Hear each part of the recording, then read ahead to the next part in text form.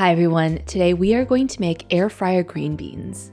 Whenever I share my mom's garlic green beans recipe, someone always asks, how do I cook this with less oil? Well, guess what? Here's an air fryer version that replicates the look and texture of my mom's green beans. Snap off the ends of the beans and snap them in half. Then rinse them thoroughly. Boil some water, add the green beans, and cook them for 90 seconds. Par cooking the green beans is the key to getting the beans soft and tender because we won't need to cook them as long in the air fryer. Toss the beans with a bit of oil and garlic salt.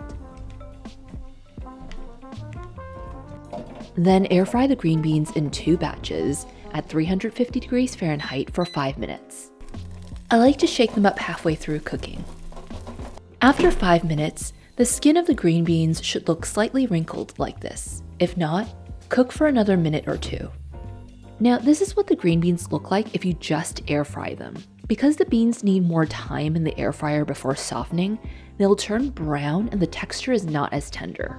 Garnish the green beans with chili flakes. I'm using gochugaru here, which is Korean pepper flakes. Add toasted sesame seeds and a bit of sauteed garlic.